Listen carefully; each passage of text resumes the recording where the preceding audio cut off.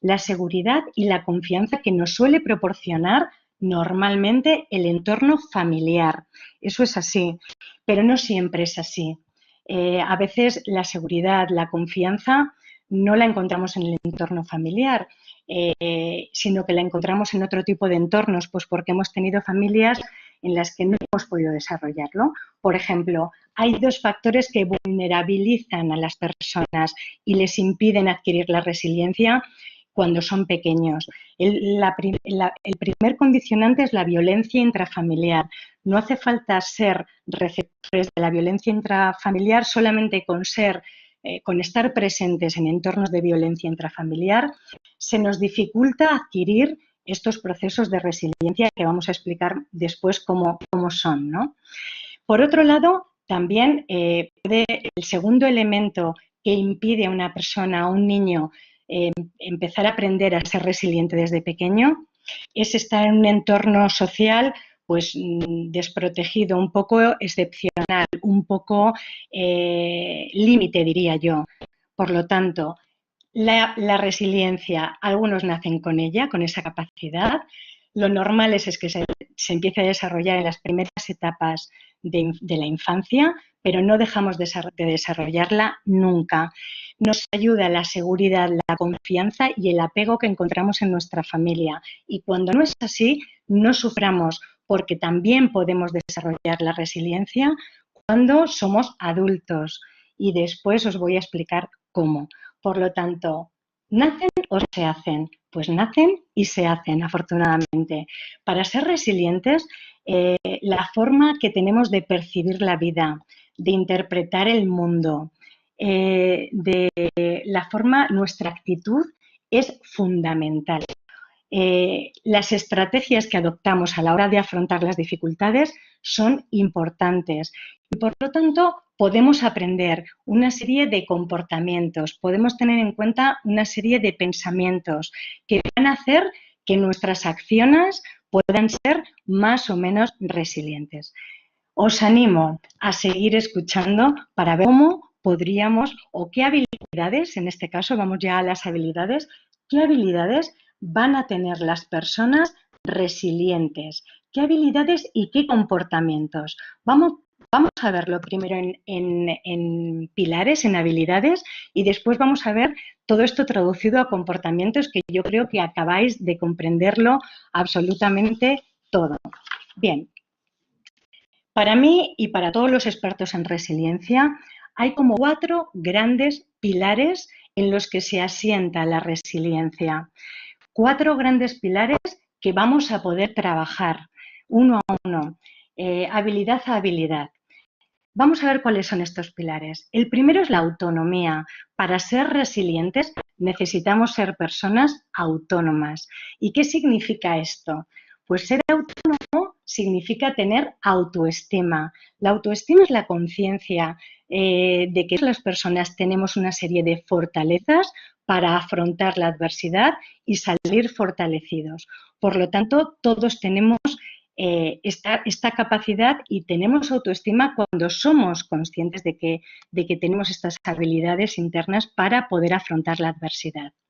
La autoeficacia tiene mucho que ver con la autoestima, porque igual que la autoestima es la conciencia, la autoeficacia es la confianza en que tenemos lo necesario para afrontar cualquier situación y superarla. Esa es la autoeficacia. Hablamos también del locus de control interno. ¿Qué significa esto? Bueno, el locus de control interno es la tendencia que tenemos las personas a interpretar los resultados que obtenemos como producto o como consecuencia directa de nuestras acciones. Es decir, en cierto modo estamos hablando de responsabilidad. Estamos hablando de interpretar que lo que nos ocurre, las cosas que hacemos tienen una incidencia directa en lo que nos ocurre y buscamos esa responsabilidad en cada una de las cosas. Después está la capacidad de ser dependientes. Esto quiere decir capacidad para comportarnos en función de nuestros objetivos y siguiendo nuestros valores al margen de los condicionamientos externos, al margen de poder estar afectados por otras personas que tengan los suyos. La independencia es la capacidad para actuar en base a nuestros objetivos y a nuestros valores, manteniendo esa autonomía, esa independencia. La esperanza. La esperanza tiene que ver con que una cierta parte de los eventos que nos acontecen, que nos suceden, se pueden controlar con esfuerzo, pero se pueden controlar. ¿Por qué? Porque una parte de todo lo que nos sucede depende de nosotros y por eso es controlable. Con esfuerzo se puede controlar. Acabamos de ver los componentes de la autonomía, que después os los voy a explicar en comportamientos para que lo entendamos perfectamente bien, ¿sí? Permitidme que continúe con el segundo pilar. El segundo pilar de la resiliencia es la capacidad para resolver problemas. Y toda esta capacidad para resolver problemas se traduce en 4 habilidades. La primera es el pensamiento crítico, la capacidad para distinguir un obstáculo, un problema, de una oportunidad. También para cuestionarnos si nuestros objetivos son factibles y para ver la funcionalidad de nuestro comportamiento. Es fundamental tener pensamiento crítico para resolver un problema. Por supuesto que también necesitamos tirar de creatividad. La actividad es la capacidad para generar ideas nuevas, originales, para ser capaces de construir nuevas formas de hacer cosas y también de guiarnos por nuestra intuición. Todos somos creativos, a veces no lo sabemos, pero todos somos creativos y tenemos capacidad para ser creativos. Es una habilidad necesaria para resolver problemas y buscar soluciones alternativas. La proyección.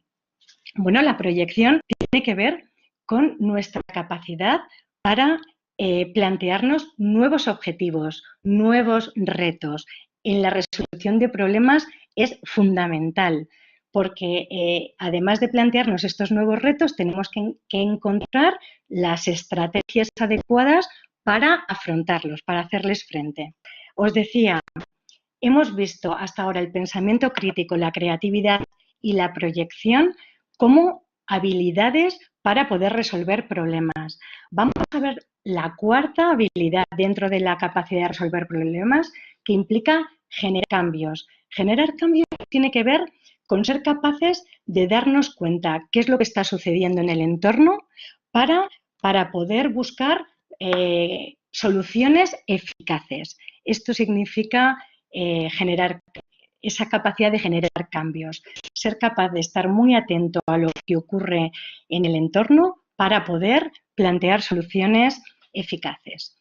Bien, vamos allá ahora con el tercer pilar de la resiliencia, que tiene que ver con las habilidades sociales. Para ser resilientes necesitamos ser flexibles y ser flexibles significa podernos adaptar a diferentes tipos de personas y situaciones, a diferentes tipos de contexto. Significa también ser empáticos, tener esa capacidad de conectar y de ponernos en la piel del otro. Significa ser capaces de sonreír en la adversidad, de mantener el sentido del humor. Y significa ser capaces de reírnos de nosotros mismos. También implica tener las habilidades comunicativas para ser capaces de transmitir cómo estamos y lo que necesitamos a los demás y también comprender su punto de vista. Por lo tanto, es una comunicación bidireccional, habilidades comunicativas para comunicarnos y entender mejor a los demás. Y por último, el cuarto pilar sobre el que se apoya la resiliencia es los propósitos de futuro. Cuando hablamos de propósitos de futuro, estamos hablando de motivación, pero no de motivación externa, de motivación intrínseca, de ese motor que todos tenemos dentro, a ir a por los objetivos que de verdad nos importan y que queremos, ¿sí? Vamos a hablar también de la habilidad de calcular si nuestras expectativas son adecuadas a lo que nosotros estamos buscando. Vamos a ver si las ideas que tenemos de estas expectativas realistas. Vamos a hablar de perseverancia, de la capacidad de mantener nuestro comportamiento al margen de las dificultades que se nos vayan presentando. Y vamos a ver la importancia de que nuestros objetivos estén definidos y sean claros y además tengan en cuenta nuestros recursos para ponerlo en marcha. Por último, nos quedan dos. El ansia de superación son esas ganas de hacer las cosas cada vez mejor y la coherencia para tomar decisiones de forma en función de cómo somos capaces de ver nuestra vida. Es decir, todas estas habilidades que os acabo de mencionar y casi soltar así como una tormenta de ideas son habilidades que las vamos a ver muchísimo más claras y con ejemplos concretos ahora que las vamos a traducir a comportamientos. ¿Os parece que veamos cómo se comportan las personas resilientes? Vamos a ello. Las personas resilientes, y ahora sí vamos a comprender bien todo lo que estoy diciendo, son personas conscientes de cuáles son sus fortalezas, sus potencialidades y también sus limitaciones. Y son capaces de trazarse metas de una forma objetiva en base a los recursos que ellos tienen disponibles. Es decir, son bastante prácticas, no están soñando. Objetivos concretos que se pueden conseguir y conciencia de que tienen la capacidad y las herramientas para poderlos afrontar. Son personas, además, creativas. Ya hemos visto que la creatividad es la capacidad de imaginar, inventar, crear soluciones nuevas y, por lo tanto, son capaces de transformar el dolor en algo nuevo, algo creativo. Después os vamos a poner ejemplos que lo vamos a ver muy claro. Son personas, además, que confían en sus capacidades. Fijaros la imagen que tenéis en la transparencia, en los músculos. Tienen confianza en sus capacidades y son personas que se sienten seguras. Son personas que pueden trabajar muy en equipo porque saben pedir ayuda en los momentos en los que lo necesitan y cuando es necesario. Por lo tanto, además de tener la capacidad, confían en los demás para pedir ayuda y salir adelante cuando lo necesitan. Son personas que asumen las dificultades no como amenazas, sino como oportunidades, como retos. Disculpadme. Se preguntan, ¿qué puedo aprender yo de esto que tengo ante mí, ante la vida, que me trae la vida? ¿Qué puedo aprender yo de esto? Así son las personas resilientes, ven oportunidades en lugar de amenazas. Vamos a ver unos 12 comportamientos. Vamos por el quinto. Son personas que practican la conciencia plena, tienen capacidad de adaptarse a la realidad, al aquí y a la ahora y aceptar lo que les venga, las situaciones diferentes, con los más y con los menos. Son personas que aceptan las experiencias tal y como se presentan, porque confían en esa capacidad que tienen para poderlas resolver. Son personas que efectivamente son objetivas, pero son objetivas desde un prisma optimista, es decir, de una situación se centran en los aspectos positivos, aunque también haya otros aspectos que no lo sean tanto. Mantenernos optimistas es fundamental para ser resilientes. Son personas que, además de ellos ser positivos, también les gusta rodearse de personas positivas, porque evidentemente pues esto es mucho más adecuado para mantener esa positividad y alejarse de los vampiros emocionales que todos sabemos que nos chupan un poquito la capacidad de salir adelante. Por lo tanto, evitan a los vampiros emocionales. Son personas que no intentan controlarlo todo, no intentan controlar todas las situaciones. Han aprendido a lidiar con la incertidumbre, a vivir en una cierta dosis de incertidumbre en la que ya han aprendido a sentirse cómodos porque no pueden controlarlo todo y son conscientes de que no podemos controlarlo todo, ni ellos ni nadie. Son personas flexibles ante los cambios que se adaptan gracias a esa flexibilidad a cualquier tipo de circunstancia. Son capaces de mantenerse tenaces en sus propósitos a pesar de las dificultades que surjan. Tienen una buena motivación intrínseca. Y ahí me había quedado. La motivación intrínseca está formada por 3 elementos que tenemos que saber porque son nuestro motor interno. El primer elemento que nos ayuda a la motivación intrínseca es la autonomía. A todos nos gusta hacer las cosas por nosotros mismos y eso nos motiva. El segundo elemento que nos ayuda a conformar la motivación intrínseca es la maestría. Una vez que ya sabemos hacer algo por nosotros mismos, que ya somos autónomos, nos motiva a hacerlo mejor que nadie. Si estuviéramos hablando de hacer un plato de cocina, os diría que lo primero que nos motiva es aprender a hacer un plato por nosotros mismos, no aportar los ingredientes e irlo haciendo, no, nos motiva a hacer el plato por nosotros mismos. Pero una vez que lo sabemos hacer, nos motiva a ser el que mejor hace ese plato, la maestría, seguir aprendiendo y hacerlo.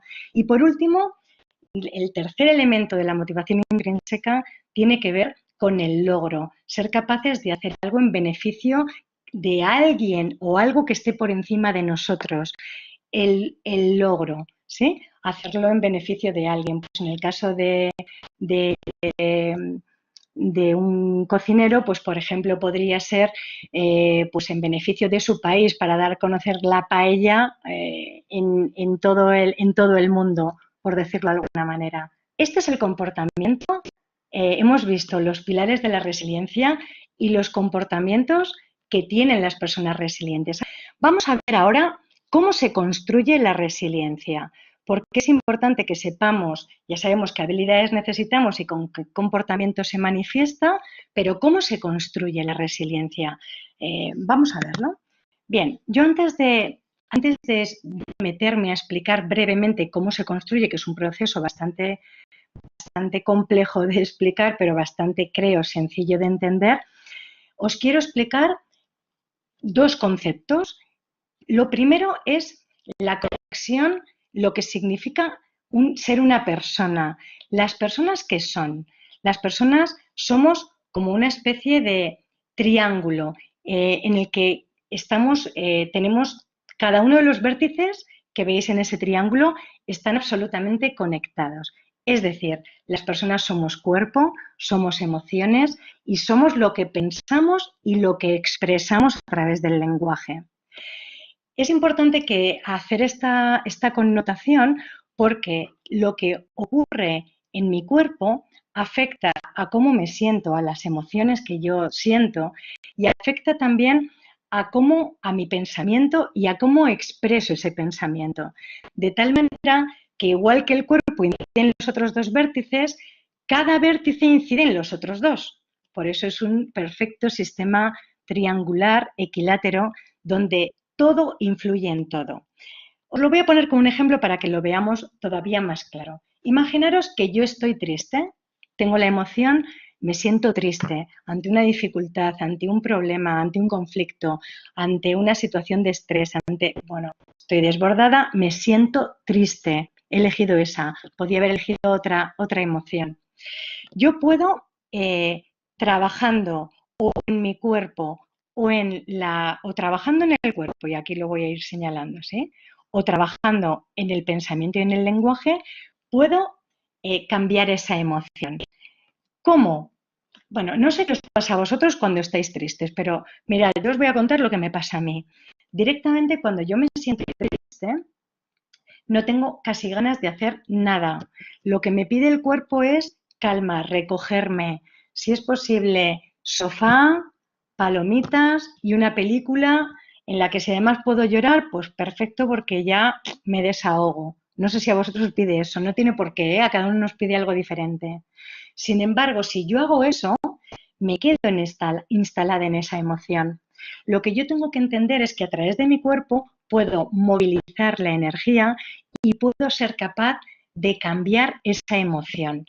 Si yo estoy triste, puedo con mi cuerpo irme a dar un paseo, irme a hacer ejercicio, correr, movilizar, bailar, lo que yo quiera, para cambiar la energía, porque en el momento en que yo cambio la energía de mi cuerpo, cambia la emoción. ¿Entendéis ahora lo que quiero decir? También puedo cambiar la tristeza tratando de conectarme desde el pensamiento con otra emoción, como pueda ser pues otra, la que yo elija. Puede ser una emoción como más la ternura, desde el cuidarme, desde el pensar o ver algo relacionado, que evoque en mis recuerdos, pensamientos, imágenes que me permitan conectarme con otra emoción, ¿sí? A través del pensamiento. Esto, es decir, todo lo que nos sucede, tanto a nivel de emociones, de cuerpo, como de pensamiento y lenguaje, está conectado y va a influir en todo, en el conjunto de todo esto que estamos viendo. Y esto es importante saberlo para poder manejar después la resiliencia. Porque dejarme que avance en un concepto más. El siguiente concepto que os quería explicar, antes de explicaros cómo funciona la resiliencia, es cómo se produce una conducta. Normalmente las conductas se producen de la siguiente manera. Yo soy capaz de percibir una realidad, la que sea, y esa percepción de la realidad a través de los sentidos lo que hace es generar en mí una serie de emociones, como acabamos de ver, y una serie de pensamientos, como acabamos de ver, que interrelacionan y generan en mí una intención y a continuación ya viene la acción, ¿sí? Es decir, en función de cómo percibimos la vida, de cómo interpretamos, de lo que sentimos, de lo que pensamos, se genera en nosotros una intencionalidad que me hace actuar, ¿vale? Unimos esto justamente al tercer concepto que os quiero explicar antes de ver cómo se construye la resiliencia. Disculpad. Lo que nos diferencia a unas personas de otras es justamente nuestra forma de interpretar la vida.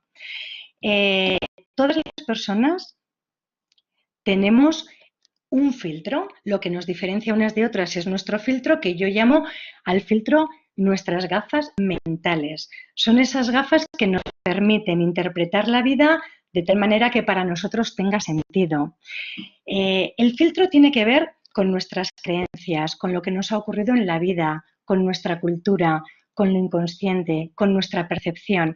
Es decir, si yo tuviera que hacer un resumen de lo que es el filtro, os diría, es nuestra mochila de vida que hace que veamos la vida de una determinada manera. Por lo tanto, es importante saber que la percepción no es algo objetivo, sin embargo, la percepción condiciona mi manera de comportarme, porque las ideas o las imágenes que yo tengo de las cosas condicionan mi comportamiento. La percepción no es una realidad objetiva. Las personas tendemos a construir nuestra propia realidad y hay tantas imágenes diferentes como personas la estén contemplando. Fijaros cómo ve la vida el rinoceronte a través de su cuerno, pero es que nosotros, cada uno de nosotros también tenemos nuestro filtro, que es nuestro cuerno, y vemos la vida a través de lo que nos ha ido pasando a lo largo de ella. Por lo tanto, para poder ser resilientes, vamos a una atención especial en cómo percibimos la vida, porque la idea que tenemos de las cosas condiciona nuestra forma de percibir la vida. Y también vamos a ver cómo nuestra actitud es importante. Fijaros, antes de cambiar de idea, cómo perciben estas dos personas que viven una misma realidad, vida. Fijaros cómo actúa el filtro. A estas dos personas se les dijo, dibujad el paisaje que vosotros queráis, dentro de lo que observáis. La persona de la derecha fue capaz de dibujar lo que había detrás de los barrotes, mientras que la persona que hay a la izquierda solo es capaz de ver en ese momento los barrotes. ¿Veis? Misma realidad, diferentes interpretaciones. Es interesante esto porque nuestra capacidad de percibir la realidad, así como nuestra actitud, son dos elementos básicos con los que yo voy a poder trabajar para construir la resiliencia. Es muy importante para ser resilientes que nuestra actitud interior sea positiva.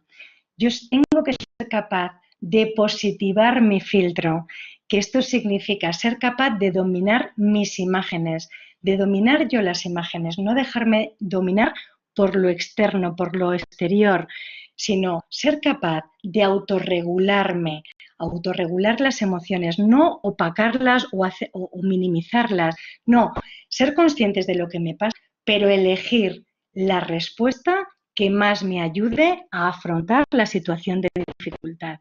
Es decir, cuanta más positivo sea nuestro filtro, más capacidad vamos a tener de adaptarnos a cualquier situación. Sobre todo cuando las expectativas, cuando estamos en situaciones que nuestra expectativa es diferente, cuando estamos en situaciones contrarias a nuestras expectativas, quería decir. Por lo tanto, fijaros, ¿cómo se construye la resiliencia? Pues la primera cosa que yo voy a necesitar para construir la resiliencia es la capacidad de sacar lo positivo, de pensar en positivo, en cualquier situación, por más negativa que sea. En toda situación negativa hay algo que yo puedo positivar. ¿Sí? ¿Eso está entendido? En toda situación negativa hay algo que yo puedo positivar y tengo que ser consciente de que soy capaz de cambiar mi sentimiento, como os decía antes, mi emoción, cambiando mi pensamiento, intentando darme cuenta de que puedo buscar una explicación positiva a una situación que aparentemente solamente es negativa. Puedo reevaluar la situación y agarrarme a lo positivo de esa situación.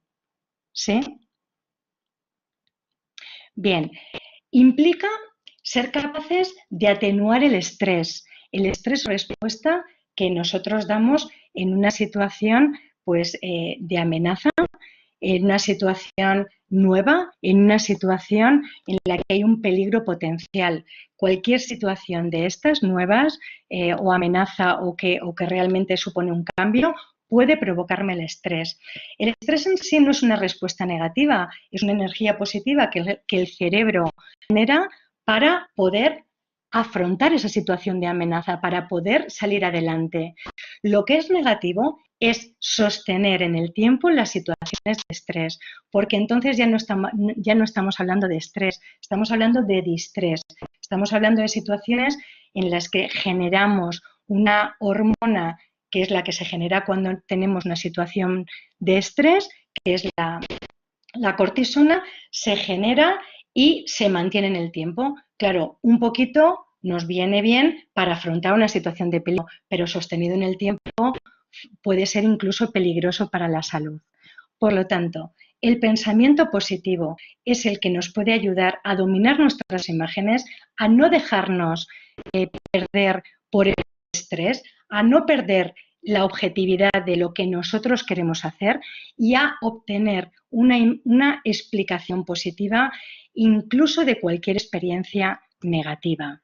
Esta es la primera cosa que hay que aprender del camino de la resiliencia, porque efectivamente, ¿cómo se construye la resiliencia? Todos estamos continuamente bombardeados por pensamientos y por estímulos positivos y negativos, pero nos afectan más los negativos porque los positivos podemos con ellos. Ahora bien, cuando estamos bombardeados continuamente por estímulos negativos, llámese situación estresante, obstáculo, problema, conflicto, enfermedad, pérdida de trabajo, divorcio, etcétera, etcétera, etcétera. Aquí podríamos poner un montón de cosas a las que podemos estar siendo sometidos, externas. Cuando eso ocurre y además se le suman nuestros pensamientos internos negativos, recuerdos desagradables, lo que nos ocurre es que a veces nos vemos sobrepasados y no tenemos esa capacidad de positivar positivar la situación para salir adelante. Es en estos momentos donde nos sentimos sobrepasados, donde nos sentimos desbordados, donde pueden aparecer los problemas psicológicos, pueden aparecer problemas o trastornos pues de depresión o incluso de ansiedad. Aparecen normalmente los traumas. Es decir, cuando estamos bombardeados continuamente y no somos capaces de canalizar esas emociones, sino que nos sentimos desbordados, empieza ahí a construirse la resiliencia, porque nos sentimos desbordados y aparece la crisis. Ahora lo veremos. Como decía muy bien Eva al principio de la sesión, la tendencia de nuestro organismo es a mantener una cierta homeostasis. Y yo le decía a Eva, el órgano que se ocupa de mantener esta homeostasis es el cerebro, porque es el encargado de poner en marcha las funciones vitales y las funciones incluso hormonales, todas las funciones, también las que tienen que ver con la resiliencia. Por lo tanto, el cerebro tiende a que nosotros pongamos todos los mecanismos que tenemos a nuestro alcance al servicio de mantener ese equilibrio, ¿sí? Y esa es la función del cerebro. Es el principal responsable de construir la resiliencia. Permitidme que avance. ¿Qué ocurre cuando nos exponemos ante un problema difícil, un conflicto o una situación que nos supone, en definitiva, que la podríamos resumir como situación difícil? Bueno, pues lo primero que es aprender que se dan dos fases, por eso la podemos construir, la resiliencia, entendiendo esto. Dos fases. La primera es el desbordamiento emocional. Cuando se da una situación de crisis, aparecen emociones muy potentes, como pueden ser el dolor, la rabia, la sensación de abandono, la culpa, la confusión, la perplejidad. Estas emociones, pues probablemente lo que nos hacen pensar es en una estrategia para poder afrontar esta situación difícil, y lo que hacemos es, la emoción llama a la intencionalidad, a la estrategia, y la afrontamos. Y así como elegimos la estrategia, teniendo en cuenta esas emociones y nuestras posibilidades reales de respuesta en ese momento, ¿sí? El segundo paso es el que tenemos que entender bien, porque el segundo paso se trata de, una vez que ya hemos afrontado la situación, para poder seguir adelante, para poder construir el futuro, necesitamos integrar eso que nos ha ocurrido dentro de nuestro ser. Necesitamos comprender, encontrar una explicación a todo lo que nos ha pasado. Esto se llama etapa de integración.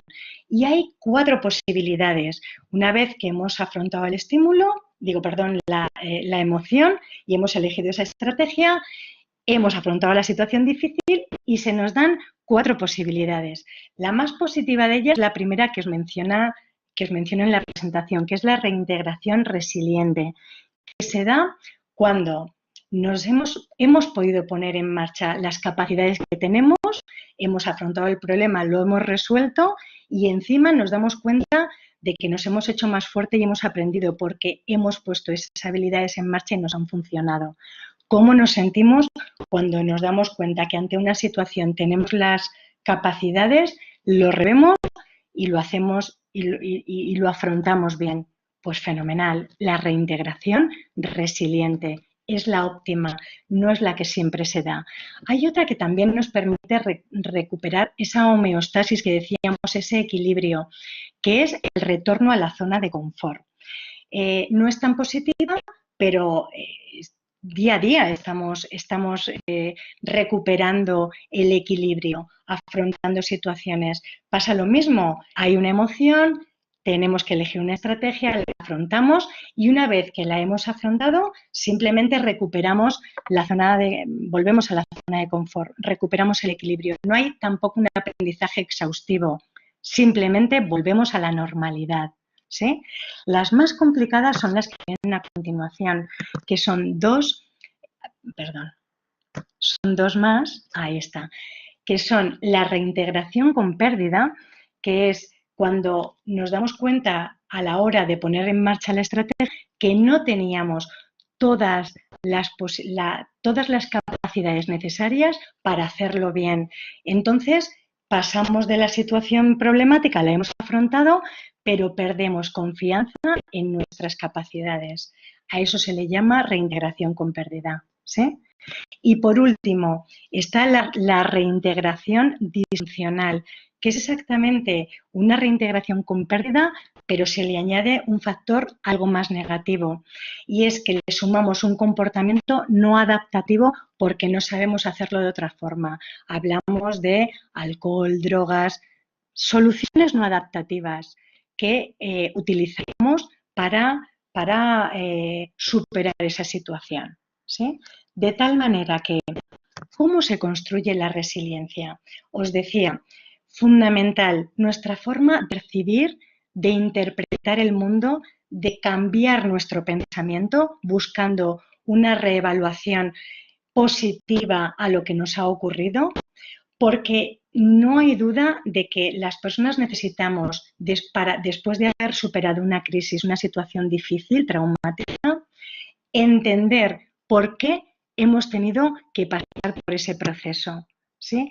Es fundamental. Cuando somos capaces de encontrar una explicación lógica o una explicación que implica también una aceptación de la situación, a esa situación lo que hace es que la seguimos viviendo en bucle. Por lo tanto, seguimos exponiéndonos a esas emociones negativas que nos mantienen absolutamente en el dolor, nos mantienen en la emoción con la misma capacidad negativa que tenía al principio y, por lo tanto, nos impide avanzar. Es importante encontrar ese significado para poder construir esa capacidad de recuperarnos ante la adversidad.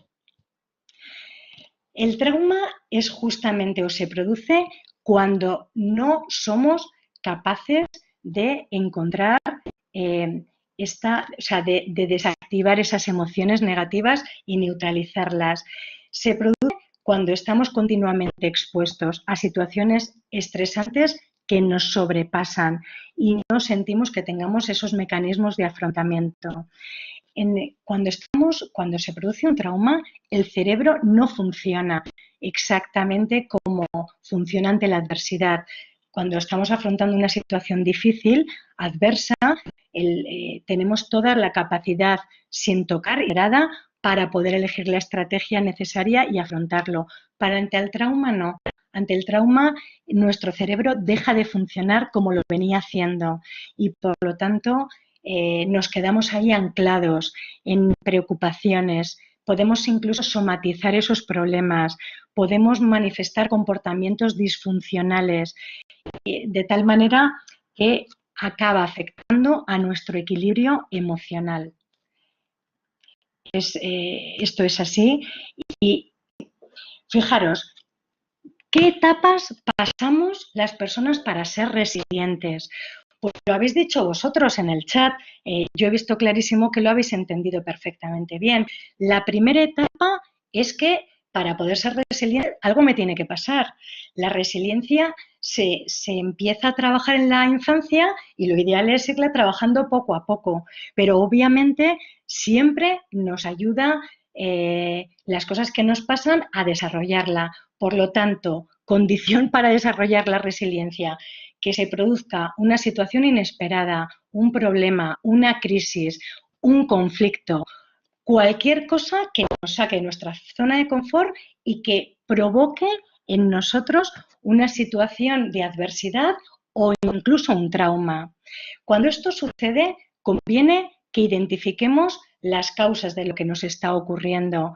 ¿Qué ha pasado? ¿Por qué nos sentimos mal y qué nos ha llevado a esta situación? Son preguntas que nos podemos hacer para poder pasar esta primera etapa de crisis. En la crisis es el caos, es el momento en el que nos damos cuenta de todo lo que nos está pasando y es el momento de reflexionar y darnos cuenta, hacernos estas preguntas, ¿sí? Primera etapa.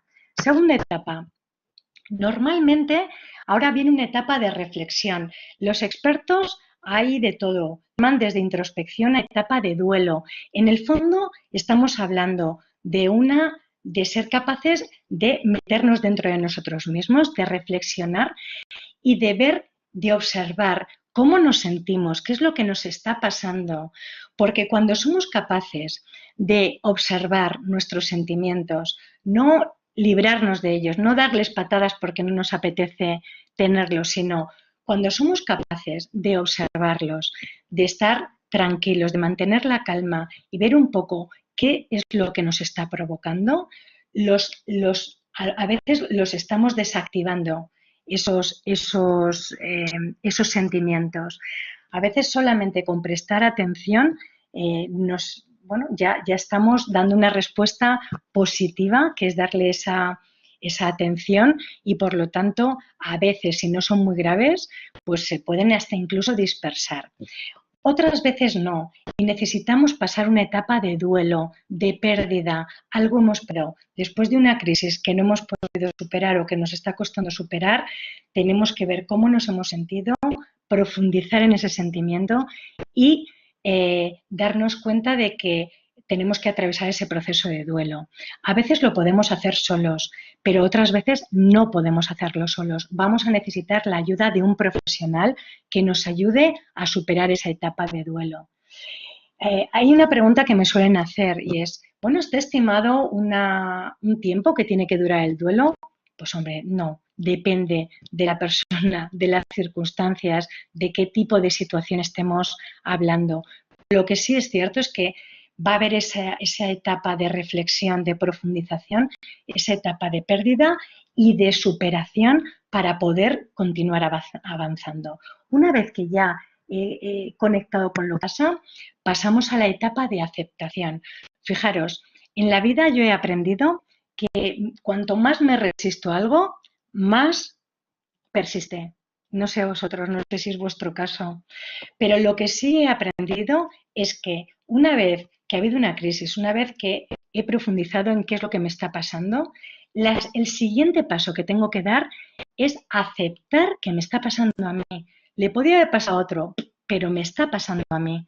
Por lo tanto, la aceptación es clave, es absolutamente indispensable para poder avanzar hacia la superación. Nos cuesta aceptar porque a todos nos duele ver lo que nos está pasando, claro. La aceptación comienza en el momento en el que nos damos cuenta de que ya no somos la misma persona. Empieza en el momento en el que nos damos cuenta de que algo ha cambiado en nosotros y continúa con el deseo de ser mejores. Dejamos de preguntarnos ¿por qué me pasa esto a mí? Para empezar a preguntarnos ¿para qué me pasa esto a mí? ¿Qué tengo que aprender yo de todo esto? Es decir, hay realmente una etapa de aceptación cuando soy capaz de aceptar lo que me está pasando y dejarme de preguntar el por qué y empezar ya a preguntarme el para qué. ¿Qué tengo que aprender de todo esto? La aceptación es fundamental para trascender, para avanzar. ¿Sí? Bien. El siguiente punto tiene que ver, la siguiente fase, con la adaptación. La adaptación es una vez que nosotros hemos podido pasar por las etapas anteriores, tenemos que poner en marcha todos aquellos mecanismos que tengamos a nuestro alcance para adaptarnos a la nueva realidad. Ya habíamos dicho antes que el cambio en psicología es que hay un cambio, no volvemos, no recuperamos la normalidad, hay un cambio en nosotros y hay que hacer lo posible para podernos adaptar a las nuevas circunstancias. Un ejemplo concreto aquí os pongo y continúo porque veo la hora y no quiero retrasarme. El ejemplo concreto es, ¿os acordáis de Irene Villa? ¿Os acordáis que Irene Villa fue una de las víctimas de un atentado de ETA en el que con 12 años perdió las dos piernas? ¿Qué pasó con Irene Villa? Claro, vosotros la habéis visto porque no hemos dejado de saber de ella, afortunadamente. Irene Villa tuvo que asumir esta nueva situación, el no tener piernas, hasta entonces jugaba baloncesto y una vez que le pasó quedarse sin piernas, pues tuvo que ir probando cosas nuevas, deportes nuevos. Voy a hablar de la parte positiva, de los deportes nuevos, hasta que encontró uno que se adaptaba a su situación, que era el esquí adaptado. ¿Sabéis que Irene Villa, 20 años después de aquel atentado, ha sido campeona europea en esquí adaptado? ¿Qué hizo? Adaptarse. Podía haberse rendido, podía haber bajado los brazos como la mayoría de las personas que pasan por situaciones tan dramáticas como le tocó a ella o como les toca a otros. Pero no, supo adaptarse. Adaptarse implica ser camaleónicos, sacar todos los recursos que tenemos dentro para adaptarnos a las nuevas circunstancias o situaciones.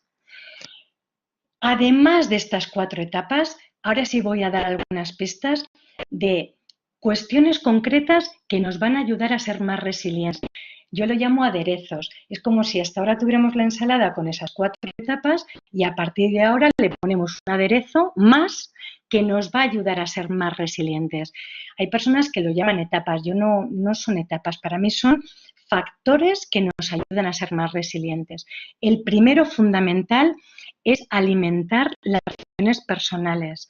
Si podemos, empezamos con la familia, cuando esto sea posible, porque evidentemente cuando somos pequeños, lo hemos dicho antes, la seguridad y el apoyo lo recibimos básicamente de la familia. Y cuando somos adultos, si lo podemos seguir recibiendo, genial. Que no, bueno, podemos construir una red de apoyo, formar parte de grupos sociales, de comunidades que nos ayuden a conseguir esto mismo que nos da la familia, que es esa seguridad, es esa confianza que nos hace poder ser más resilientes. El segundo elemento que nos puede ayudar, el segundo aderezo, es el optimismo. Fijaros que el optimismo es la esperanza de que todo puede ir mejor. Nos ayuda a levantarnos de las caídas y a salir fortalecidos. El optimismo es fundamental, una y otra vez. ¿Os acordáis de Hopkins, del científico que murió y que con 21 años se le diagnosticó un problema de ELA? ¿Os acordáis que la ELA es una enfermedad que va destruyendo las neuronas motoras hasta que se queda absolutamente sin capacidad de movimiento, de moverse? ¿Os acordáis de esta persona sentada en una silla de ruedas que vivió hasta los 76 años, creo recordar? Igual me equivoco, pero más o menos 76 años creo recordar. Y que le habían dicho cuando se lo diagnosticaron a los 21 años que no viviría más de 4 o 5 años. El optimismo para él era fundamental. Él es un ejemplo de optimismo y de resiliencia también, para que lo tengamos en cuenta, ¿sí? Por lo tanto, fundamental ser optimistas. Además de ser optimistas, tenemos que tener sentido del humor, lo decía antes, pero fijaros, es que la foto ya lo dice todo, es que nos dan ganas de reírnos. Es fundamental para liberar nuestras emociones a través de la risa. Se generan endorfinas y esas endorfinas son las responsables de nuestra sensación de bienestar. Fortalece el sistema inmunológico, por lo tanto, fundamental para ser resilientes. Tirar de sentido de humor, sobre todo aprender a reírnos de nosotros mismos. Muy importante. Además, yo voy a hablar de un aderezo más, 2 en concreto. Bueno, este es la fe y el propósito. El mantenernos en la idea de que todo va a ser positivo, va a cambiar, nos ayuda, porque si encima pensamos en negativo, nos estamos provocando el mismo efecto que cuando nuestro cuerpo segrega cortisol a nuestro organismo. Los pensamientos negativos tienen el mismo efecto negativo que tiene el estrés en nuestro cerebro cuando es continuo, que es que nos provoca reacciones desadaptadas porque el nivel de cortisol se mantiene demasiado tiempo y nos acaba agotando, nos acaba afectando a nuestra respuesta orgánica, ¿sí? A nuestro cuerpo. Por lo tanto, la fe en que todo va a ir mejor es fundamental y también si somos capaces de encontrar un propósito, un sentido de futuro, un objetivo que nos motive, que nos ayude a no abandonar, a mantenernos en esa lucha, es fundamental. ¿Cuántos ejemplos hay de personas resilientes que lo han conseguido gracias a encontrar ese propósito o sentido a su vida? Es absolutamente vital. Un elemento más es la gratitud. A mí me gusta decir que es una cosa natural que se produce cuando nos sentimos agradecidos porque algo supera nuestras expectativas. Bien, pero además de que es una cosa natural, la podemos convertir en una filosofía de vida. Os propongo una cosa, ser capaces de agradecer algo todos los días, incluso en esta situación del COVID-19. O cualquier otra situación difícil que tengamos que atravesar. Seamos capaces de agradecer algo al final del día para ir entrenando ese músculo mental, porque es un músculo que se entrena igual que los otros, volvernos agradecidos. Es una filosofía de vida que nos aporta muchísimo bien, que nos ayuda a sentirnos plenos y felices, ¿sí? Un elemento más que tenemos que tener en cuenta a la hora de ser resilientes es nuestra capacidad de perdonar.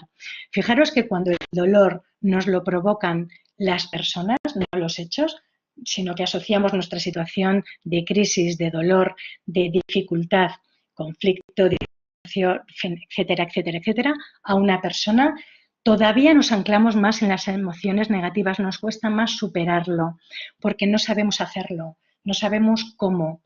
No podemos hacerlo hasta que no decidamos perdonar. El perdón nos tiene que liberar. No hablo de perdonar para ser generoso con el otro, es prácticamente un acto egoísta, es un acto de inteligencia emocional. Ser capaz de que la única manera de liberar todo ese resentimiento y esa rabia que tengo dentro, solamente voy a poder ser libre y liberarme de ella cuando soy capaz de soltarla. Y para soltarlo tengo que perdonar. La buena noticia es que no necesito ni siquiera que la persona esté delante para perdonarla. Puedo perdonarla incluso aunque no esté. ¿Sí? Me encantaría aquí el proceso del perdón, pero esto es larguísimo y no puede ser. Pero claro que podemos aprender a perdonar para ser más resilientes.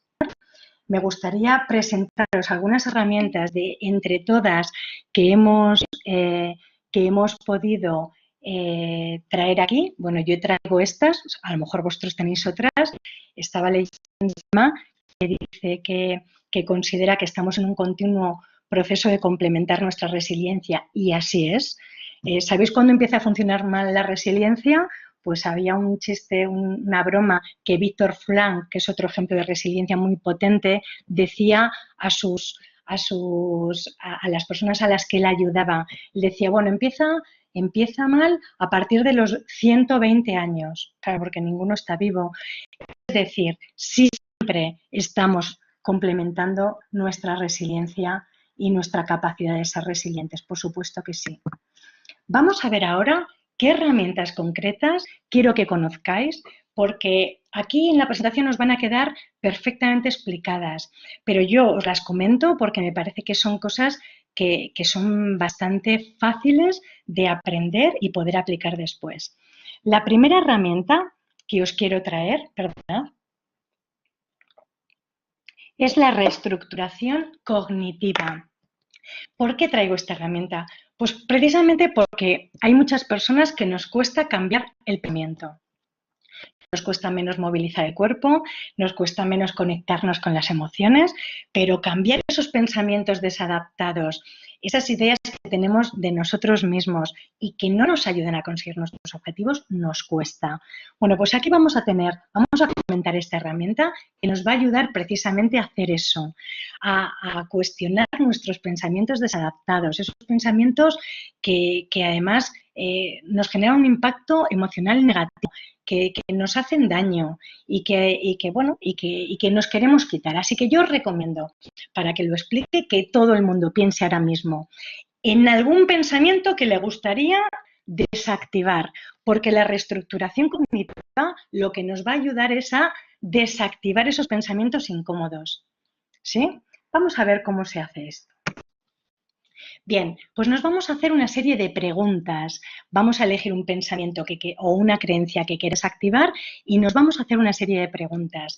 En la primera fase de preguntas o el primer grupo de preguntas van encaminados a analizar y a ajustar realmente si ese pensamiento, esa creencia se ajusta de verdad a la realidad o lo estoy exagerando, para que entendamos lo que quiero decir.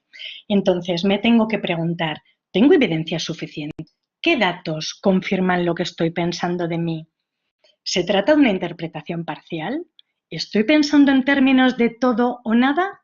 ¿Estoy sobreestimando las probabilidades de que ocurra? ¿Me estoy valorando? ¿Estoy exagerando el problema? ¿Me estoy culpabilizando en exceso?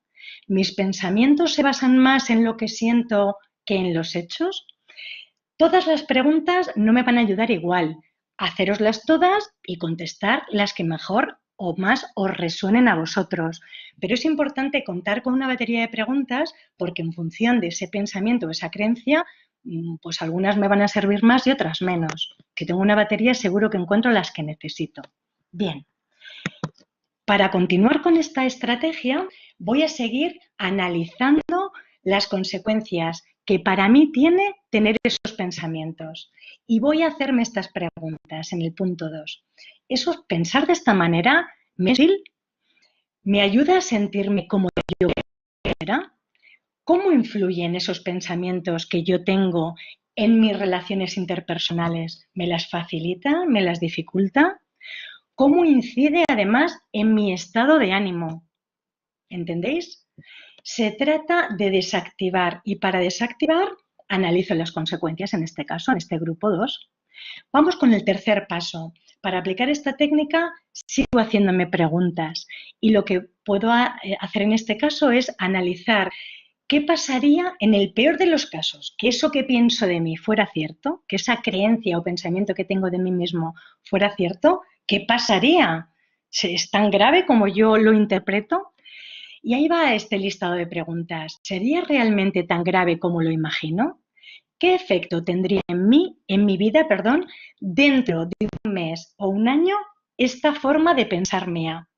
¿Se trata de algo que de verdad es insuperable o realmente estoy exagerando las consecuencias?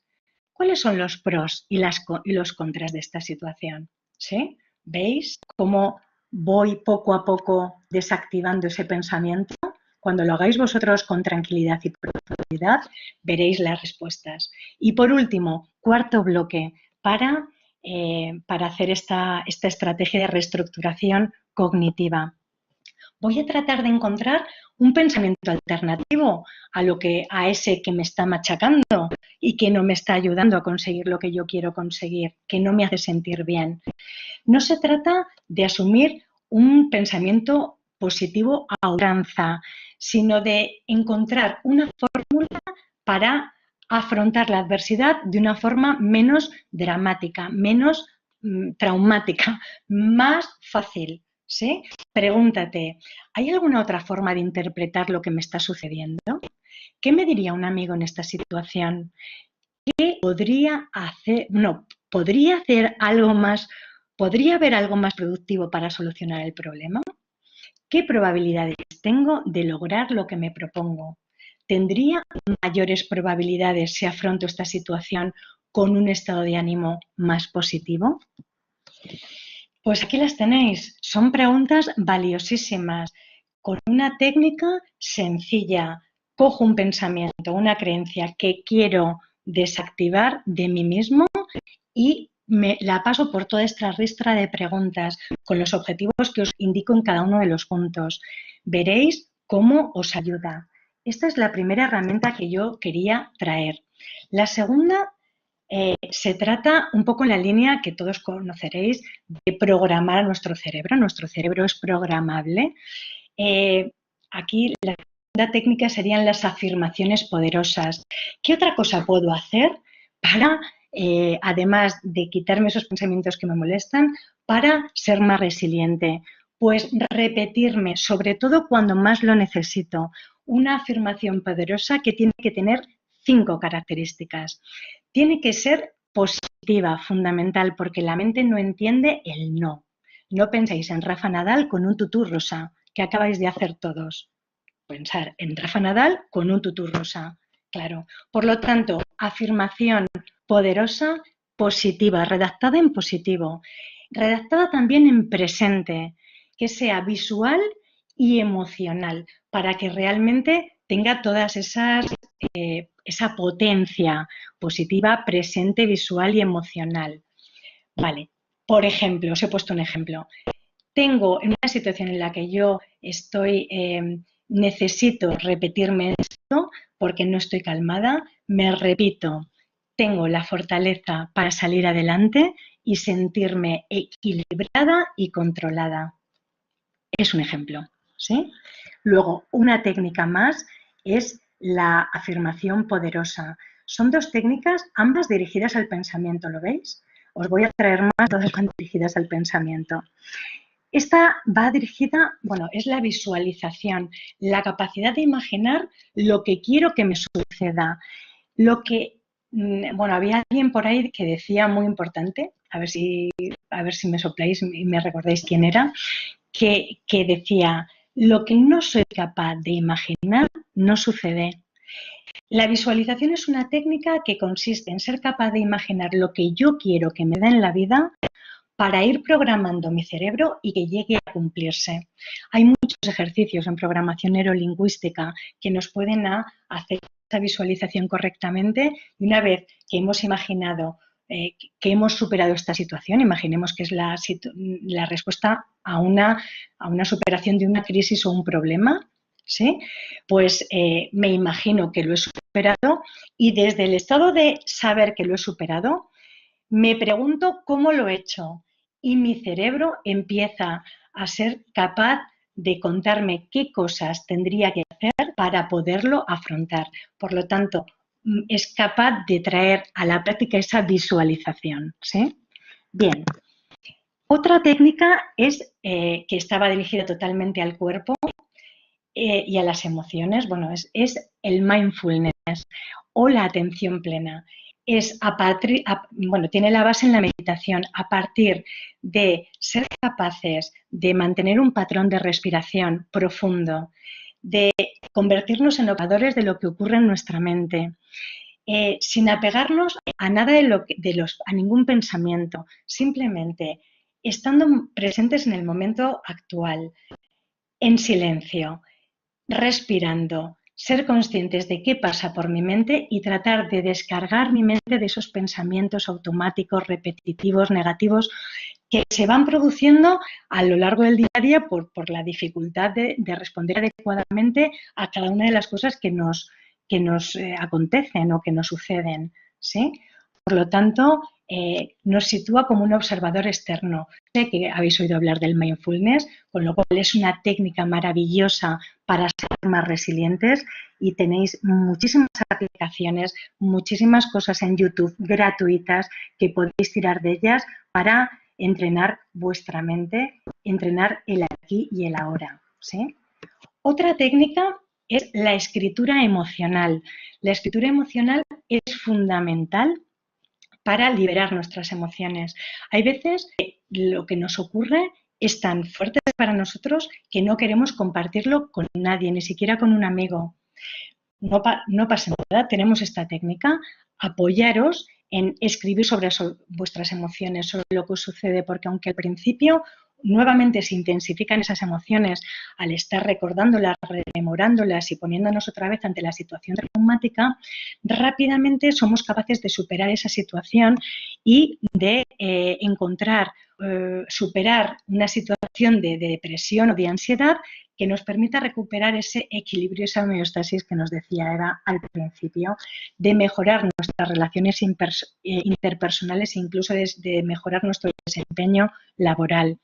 Muy importante la escritura emocional, escribir sobre nuestras emociones para liberarnos, para poder contar una historia que tenga sentido y nos permita reintegrar todo eso que nos ha sucedido, explicándonoslo, encontrándole un sentido para poderlo superar, ¿sí? Más o menos, voy un poquito rápido, pero es el tiempo que tenemos. Y creo que es la última técnica, sí, que os he puesto.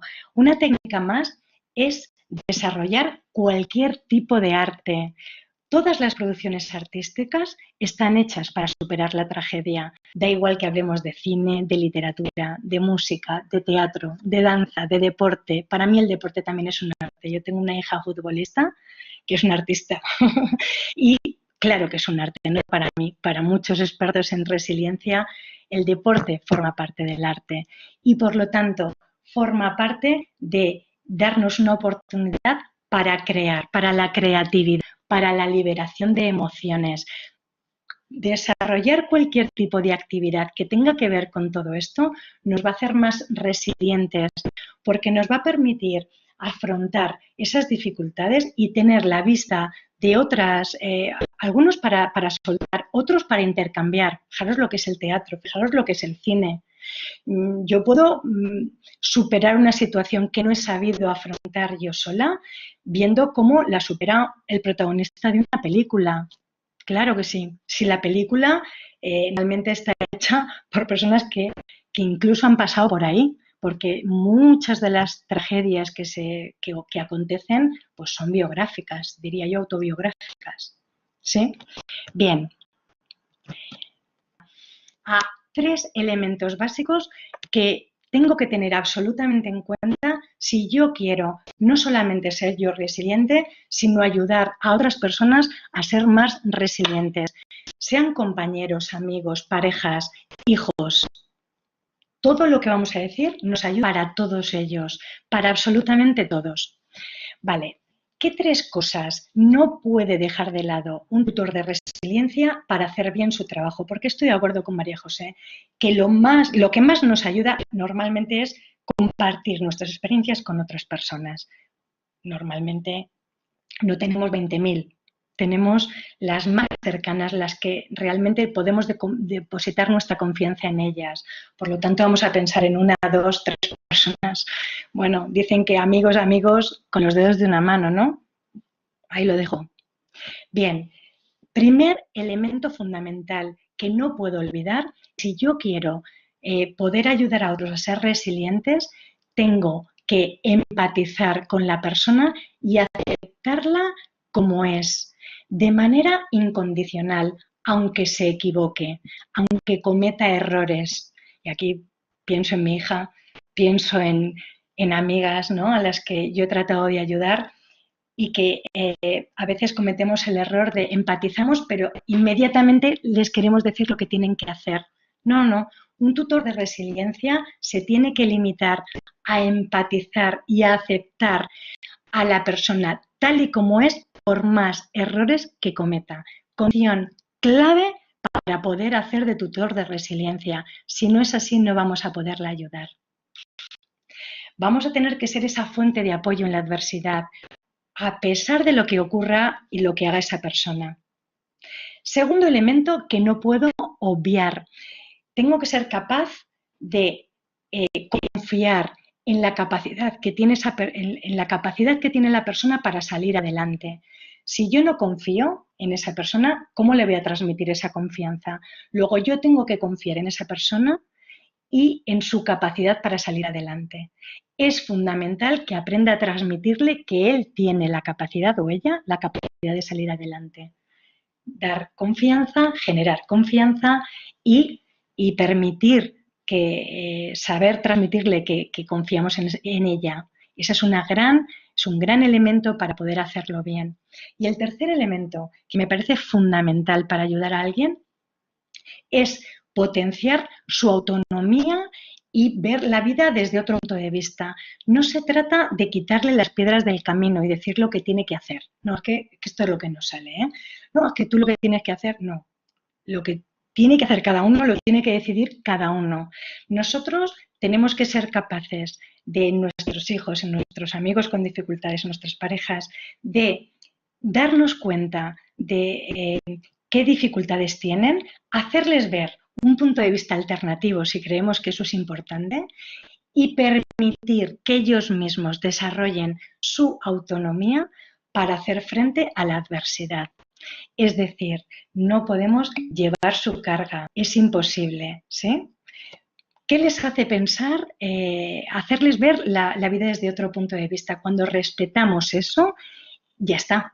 Eso es así, es fundamental, ¿sí? ¿Estáis de acuerdo conmigo? ¿Os parecen 3 elementos clave? El resto, como decía María José, escuchar, escuchar, escuchar y simplemente tener el interés y las ganas de ayudar, ¿sí? ¿Está claro esto? No vale aconsejar, no vale decir lo que el otro tiene que hacer. Cada uno tiene que llevar su carga. Cuanto más autónomos hacemos a nuestros hijos, por eso no vale ese exceso de protección. Cuando les dejamos que cometan sus errores, claro, nos cuesta, porque a mí me cuesta dejar que mi hija se dé contra la pared, claro que me cuesta. Pero si yo quiero que mañana tenga la capacidad de resolver cualquier adversidad por ella misma, intento hacerlo. No siempre lo consigo. como persona absolutamente normal que yo también soy. ¿Sí? Bien. Terminábamos con algunos ejemplos. Y como tenía 3, pero ya no tenemos tiempo, con lo cual me voy a quedar con uno solo. Yo no sé si conocéis a Viktor Frankl. Es un médico psiquiatra, escritor austríaco especializado en logoterapia, que es una terapia para superar o sea, para crear resiliencia. Él es una persona que estuvo en un campo de concentración. De hecho, unos días antes de estar en el campo de concentración, tuvo la oportunidad con su mujer y sus hermanos de huir a Estados Unidos porque él procedía de una familia judía y no querían dejar solos a los padres y decidieron quedarse, no marcharse porque temían que murieran solos. Se quedaron y a los pocos días los apresaron y los llevaron a Auschwitz y allí los separaron. Fue la última vez que supo de su mujer, que en aquel momento estaba embarazada de 4 meses, y también fue el último momento que supo de su madre. Se quedó con su padre, con el que vivió absolutas, tremendas situaciones dificilísimas. Os recomiendo que leáis su libro, que además lo tengo por aquí. El hombre en busca de sentido, de Viktor Frankl. Absolutamente recomendable esta lectura, porque tuvieron que afrontar muchas dificultades. Al final, el padre murió en sus brazos. Aún él tuvo que estar 3 años más en el campo de concentración hasta que cuando salió se dio cuenta que era el único superviviente de su vida y tuvo que buscar un nuevo propósito de vida, que fue ayudar a los demás. Ese propósito le hizo ser más resiliente, le hizo crear la logoterapia y hoy es un ejemplo. Él dice que nos pueden privar de todo en la vida, pero hay una de las cosas de la que nunca nos podrán privar y es de escoger la actitud con la que queremos abordar el sufrimiento. ¿Os suena? Viktor Frankl, un ejemplo de resiliencia que tiró de buen humor y mismo para superar todo lo difícil que fue su situación.